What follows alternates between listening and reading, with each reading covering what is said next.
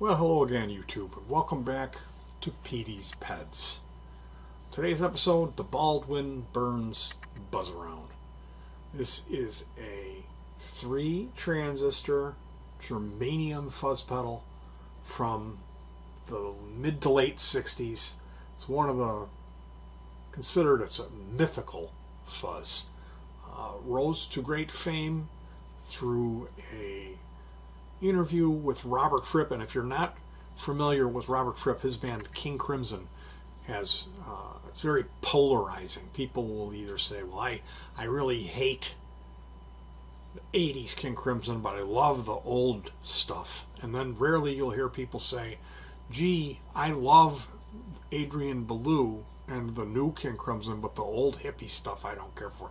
Me, I really enjoy all of it. So if you're not familiar, there's a song by David Bowie called Heroes, and that's Robert Fripp playing the guitar, actually playing this pedal. Another Bowie and Fripp collaboration would be this song, Fame. That's Robert Fripp's unique guitar playing. He even worked for Microsoft Windows, providing some of the sounds for Windows XP. You can blame him.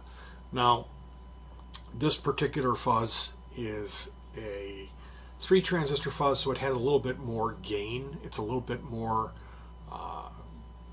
it's not so much of a 60s vintage style sounding fuzz, but you can very well get those type of fuzz tones out of it. But it also does overdrive and more modern type of distortion. It really cuts through the mix. This is just an outstandingly great sounding circuit that performs well on any guitar. It doesn't so much matter whether you're using single coils or humbuckers, because there's more than enough gain. And that magical trick with single coils, if you're not familiar with the old PNP, negative ground, PNP, GE fuzz pedals, you really have to put those first on your pedal. So the cable coming out goes right to the guitar, and the first thing the circuit sees is that single coil pickup. It actually becomes part of this circuit to produce that wonderful raspy vintage fuzz tone that we think of when we say germanium fuzz. Now, the great thing about the Baldwin Burns Buzzaround is that it's not so much of a one-trick pony like a lot of these other fuzz circuits are. It does more, and it just sounds fantastic and cuts through the mix. This is like a big muff with a finely tuned big muff that doesn't have that mid scoop, but it's just very versatile all the way around. And that's why, well, part of the reason that these things are so highly sought after is because everyone that's ever played one goes on and on about how great they are, but they didn't make that many. So that leaves a huge profit margin when we're talking about used. So we'll take a look. I'm going to full screen you guys here. You won't be able to see my face anymore. Original asking price $7,171.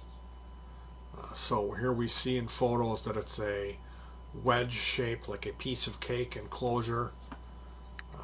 It's well worn. This came out probably in 1968. Gut shot of the inside. We see here's 2 of the 3 active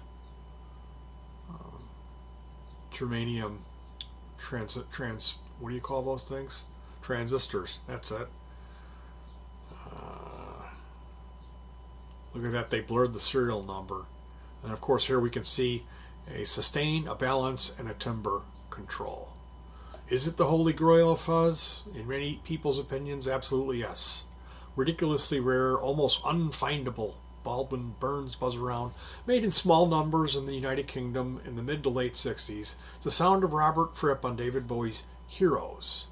And I would guess that that isn't the only thing. He probably had a sustainer system, whether that be one of those rudimentary ones where it had to clamp onto the neck. Who knows, but I'm guessing that there was a little more to it.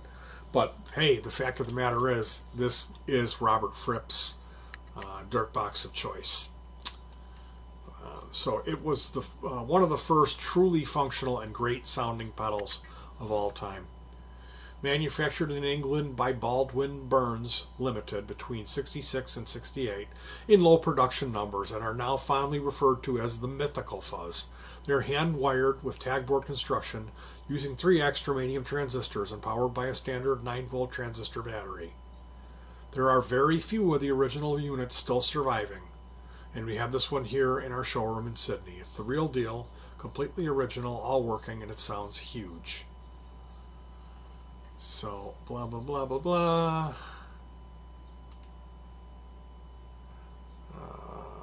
Blah, blah, blah, blah, blah.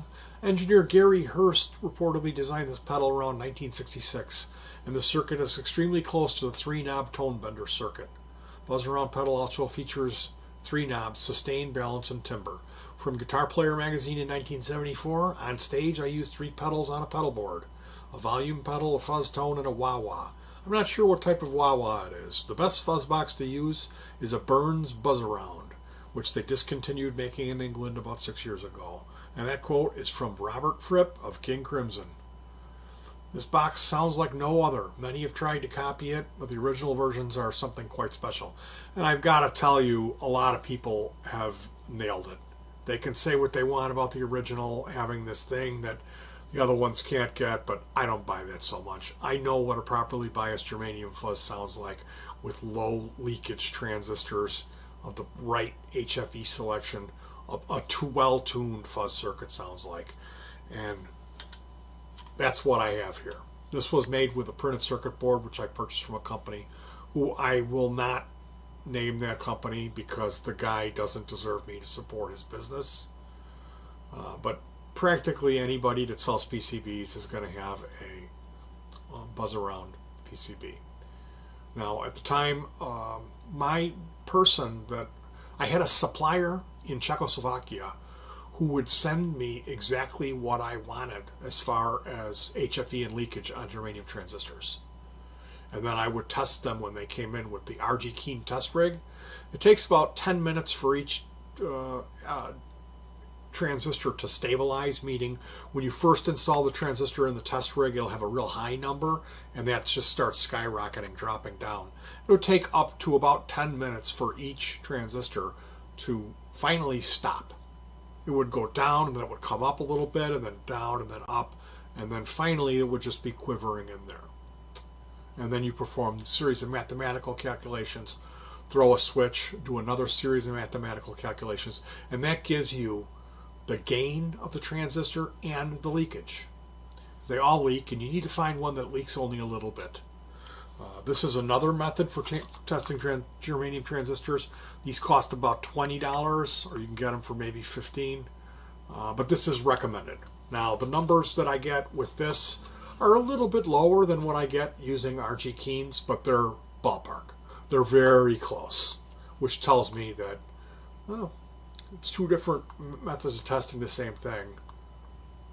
But in the fact that when I went through a large amount of stuff that I had tested and marked myself and saw how the numbers jived, I realized that not only was I doing my procedure properly, that this thing is functioning properly as well. So the problem with germanium, there are so many problems with germanium. Number one, you got to have a trusted supplier. I just got ripped off. This Russian electronics of the USSR, they shafted me. They sent me 50, and they were supposedly between 30 and 100, which is what it said on the auction, and they were all between 30 and 40. There was 2 that were 40 and 1 that was 43. Then they told me that, oh, those are, you ordered wrong. First they told me I didn't know how to test them. They just kept saying, you can't test them in a multimeter. I'm not using a multimeter. I'm using an RG Keen test rig, and I've got a test device. I'm competent. I know what I'm doing. You're having the wrong data. You got bad data. And finally, I had to call eBay and make a stink, and then they're refusing to send a shipping label. So it's just one of those things. You find if you must go down this germanium road, go to Steve at Small Bear. or find somebody else in the States that's trustworthy. I found a guy who, he gave me, I got I got this bag of garbage here, this absolute waste of, incredible waste of time here, and I'm having to deal with the fallout of that. It's $15 worth of stuff, and I want my money back. You know, I can't afford to just take one in the ass because the guy who designed the PCB put a link on the PDF of what transistors to get, and then when I looked at it, it said they were between 30 and 100. So I thought, oh, these are the ones to get. I messaged them and said, look, I need some at 50 and some at 80 HFE. They didn't respond. So I ordered them. They come, they're all in the low 30s, all of them. And they're leaky too. So the other guy from the States, he sent me Chris Goodall in Missouri. He sent me for $3.50. That's including the shipping. I got 8. And they're all around, right around 80 low leakers. So you got to find a good seller. And then there's the whole thing of, if it's PNP GE, the polarity is reversed on the circuit, meaning it runs on flip-flop polarity of the power plug. So you either need to run a battery or put a charge pump circuit in. A charge pump flip-flops the voltage, because you can't just daisy chain your power if one of them is flip-flopped. You'll be hard shorting your power supply and you'll blow it up. It'll explode. So the other thing with germanium, they like to see a pickup, meaning you can't put this in the middle of your pedal board where you have a wah-wah, a tuner, a wah-wah, and then this, because there's a buffer circuit. And if you have a buffer before a fuzz, it makes the fuzz sound like crap. Same thing with single coils. If you have active pickups, EMGs, it'll sound like crap. So you really have to think, you know, do I play music where playing a retro 60s sounding fuzz is going to benefit me? Do I play a single coil guitar? Can I physically have this pedal first in my chain? Meaning, are you going to have a real short cable run? You know, do you have a guitar with a single coil that you're always going to play? So it's not for everyone. I mean, it's, if you're going to have a pedal collection, yeah, you're going to want to have some germanium in there. Yeah, but I would definitely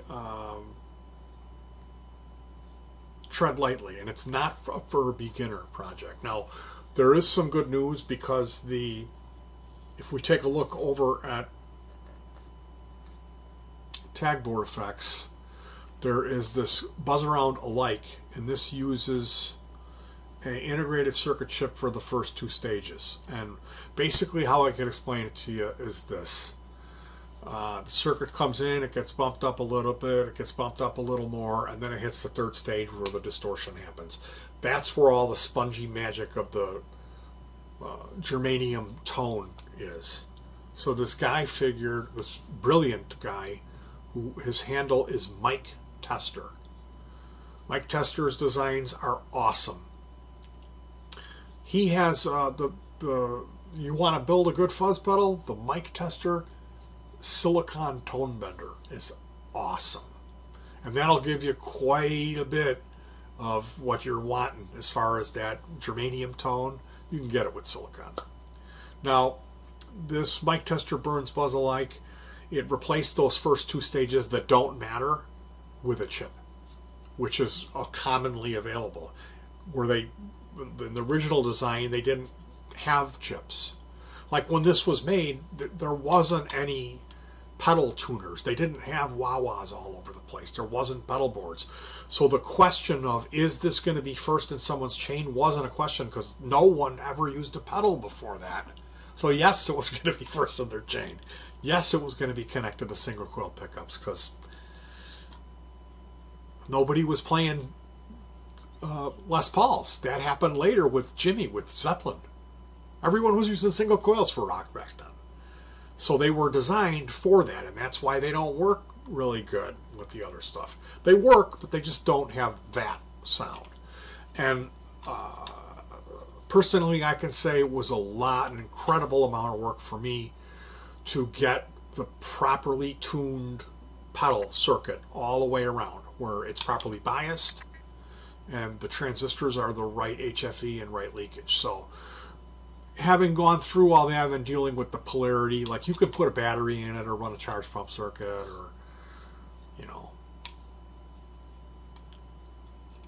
have a dedicated power supply. There's ways all around all of that. But once you arrive and hear that sound, you got to think, is that really going to be what you're going to want to use all the time? No. That sound is only good. I mean, and a lot of times when you would use that sound, you could use a surf sound. A clean tone with a little bit too much reverb, like Dick Dale, in place of this, and it sounds even cooler. Sounds more retro. And this is just my personal experience, where I'm not this germanium is the pie in the sky, it's the answer to all your dreams. I've got it, you don't. You need to pay me $350 to be part of the club. Because once you're in the club, you might find that it's Emperor's New Clothes, and that's my story. Okay? Yeah, I've got a bunch of germanium pedals here. They're worth a lot of money. They're worth more than the silicon stuff. I should say that. Okay? But a lot of them I found underwhelming. They didn't have enough gain. Now this one, with this 3 transistor design, it has a lot of gain. And I didn't believe this mic tester guy, where what he did, there's a single germanium transistor. It's actually an NPN. It's not the PNP, which solves your reverse polarity problem. So you can, if you build this without a charge pump or a battery in it, you could just run power into it, and it's the same positive ground like a Boss standard. Whatever power supply you're using is going to work fine with this. So this is what I would recommend if you want to get into germanium, is build this. Build the mic tester, Burns, Buzzaround alike. It only calls for a single germanium transistor. They're saying an NPN germanium, which they're a little different. They're reverse polarity, but you can get them like AC176 or AC178. Don't quote me. They're saying 2N1302. Probably something between like 90 and 130 HFE with low leakage. And then he uses this chip here, TLO72 op amp. And I know if you're any type of craftsman or taking pride in what you're doing, you're immediately going to think, no, I'm not going to listen to Petey. There's no way that the 3 germanium one sounds the same as the one with the chip, the modern digital chip. It's not digital, okay? And if you understand the circuit, the fact that those first 2 stages have nothing to do with the tone shaping that goes on in the circuit, then you understand, oh, hey, you know what? It does. And when you build them both, you will not believe it, that they sound exactly the same. So hats off to Mike Tester for this brilliant design. We're going to go over here and take a look at, this is a site called effectsdatabase.com, and they are pretty much, they have information on like all of the pedals. It's the effects database. So here we are, Baldwin, Burns, Buzzaround, and we've got some lovely photos. Gee, that one's really clean looking. You can see the 3 germanium transistors, how it's been hand soldered. He burned a little bit on the insulation there, it looks like. Now, taking a look here, here's some demos. Blonde Gramey is a guy, he's got an original, and he does a wonderful demo. If you're not familiar with him, he has an incredible pedal collection, and he has a buddy that he goes to his buddy's house and films his buddy's pedal collection, which is like one of the most impressive ones in the world. It's ridiculous. So check out Blonde Gramey. He also runs a place called Fuzztopia. That's a Facebook user group. And it's kind of depressing because it's only guys that are like buying like the cream of the crop, expensive stuff that you can't find anymore. All this like old stuff, vintage, and they're like, oh hey, here's my authentic 1963 tone bender, or whatever year, maybe 65 tone bender.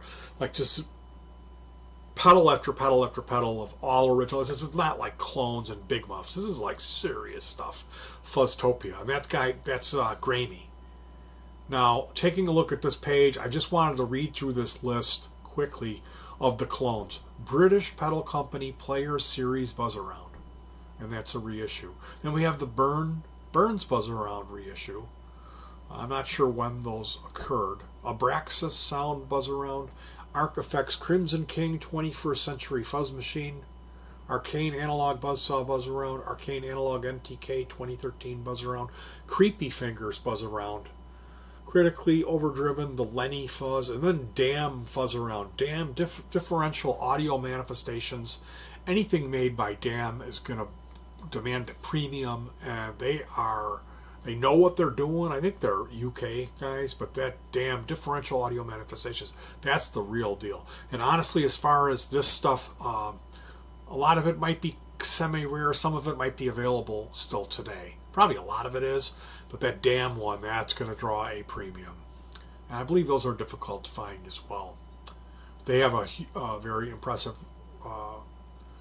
reputation for quality, and they have a real elitist, creepy forum where it's like these guys that just like fuzz is their life. They're either like stoner doom guys who are into Fu Manchu and that type of stuff, or like Electric Wizard or Uncle Acid, or they're like really like burnt out like 60s dudes that play Jazz Masters or something.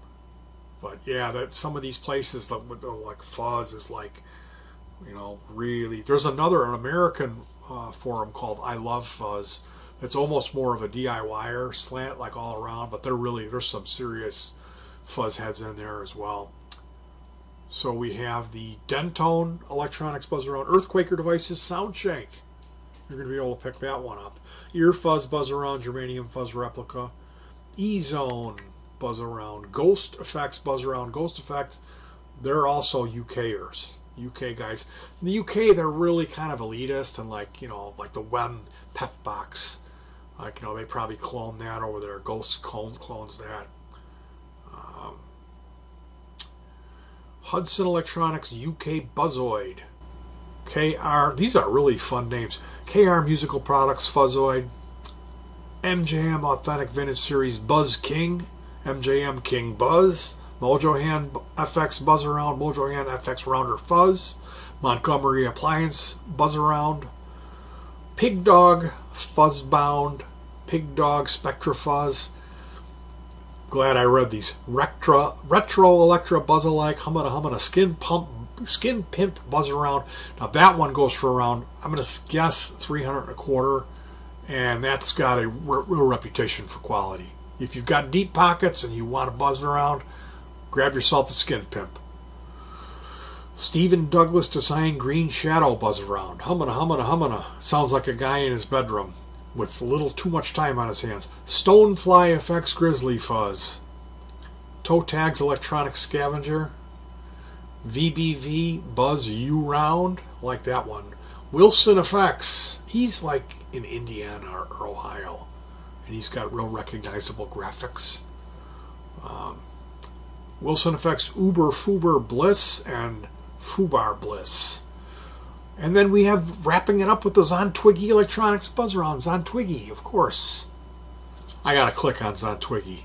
Where does that take me to? Now, I should note that hand-built, true to the original schematic, carefully chosen new old stock germanium transistors. Yeah, so it's probably a good one. I should mention that this circuit, its bigger brother is known as the Elka Dizzy Tone, which comes in a cake wedge-shaped enclosure with a 3-knob affair as well. So what did we learn? This is a biting, cutting, high-gain fuzz that gets you modern distortion tones. You can get overdrive tones, all the way down to a fairly convincing retro-sounding fuzz. But if you're looking for a real 100% kind of real retro-sounding, you know, satisfaction. What's another good example? Inagata Davida, that type of really ancient-sounding fuzz. You might be better off looking into something else. This will do it, especially with single coils. This is a cork sniffer, like only people that really know about fuzz know about this. And I'll tell you, it really won't let you down. This is a wonderful sounding circuit. It's just that whole thing about the germanium. It's kind of overhyped to me. and you got to have a good supplier. So I made a demo for this years ago, and I talk all about the process of making it. So if you want more of this content, or you want to specifically hear more about my pedals, I built one with 3 germanium transistors that were custom selected for gain and leakage. And then I built the mic tester version, which just has a single germanium in it. That video is available on this channel. You can just search for Buzzaround and you'll find it. But I'm going to go ahead and grab the demo section of that, the demo song, and we're going to take a look at that now. So I'll see you guys soon. Thanks for joining me for the Baldwin Burns Buzzaround. Probably my favorite germanium fuzz next to the Germanium Fuzz Factory. So hats off to Anthony's Evex. Get it? Don't catch your hand on any of the fishing lures.